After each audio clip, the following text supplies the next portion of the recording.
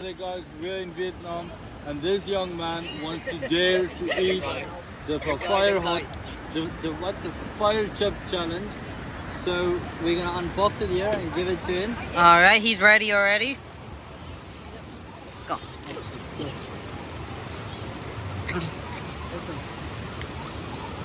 And because I started ăn làm cho hay.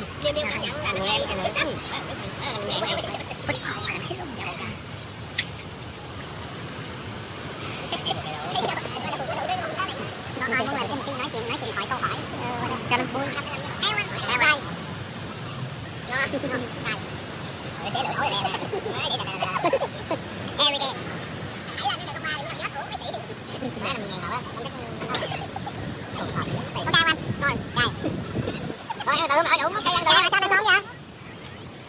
We are here with his friends. Say hello. We are sitting at the beach. 1 minute. 4 more minutes. Rồi, cảm nhận. on a scale. Hey, from 1 to 10. 10. 10. Một phút ha. Ổn anh. Cay quá có sữa. Chị đừng 5 phút. Giá này sữa. Somebody got the hiccup. Cay không anh?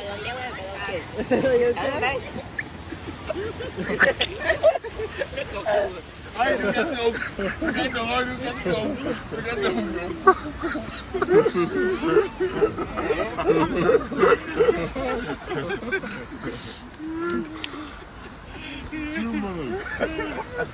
Okay.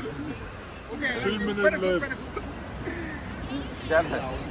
Chết vào đầu. Miếng nữa anh, miếng nữa. Nói nữa đi anh. Rồi đi về đi. How does it taste? Spicy. Cay quá bị gì ta? Đeo thử đường nữa. Ủa xem. Qua làm được.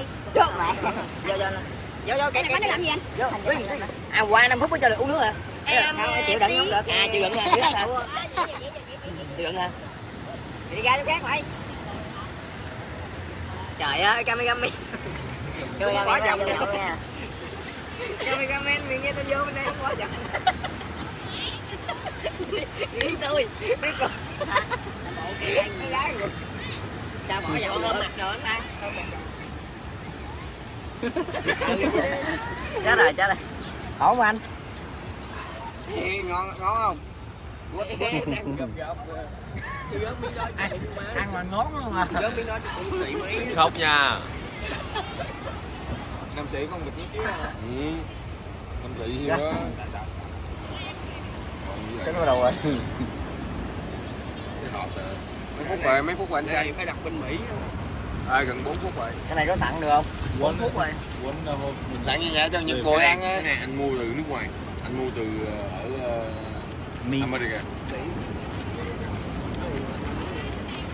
Mấy chạy. Nó còn hai Tiền Giang. Cái giá đi America. Ngon bạn. Ngon bạn ơi. Cay. What is that? Spicy. Cay means spicy.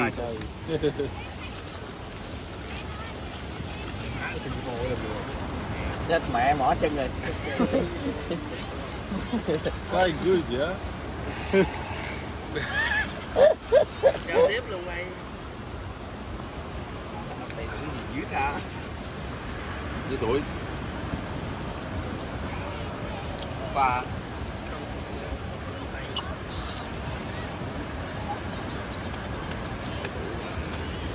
30 seconds left. What did you buy? Bad. Bạn tên gì? Bạn nhiêu tuổi? Do you need some milk? Milk? No. No milk. No meal. Là không có được uống sữa. No meal, 5 phút. How are you doing? I'm good. And you? Yay, that's 5 minutes. All right. Thank you, man. Ok, rồi. Đủ rồi. Thank you, yeah.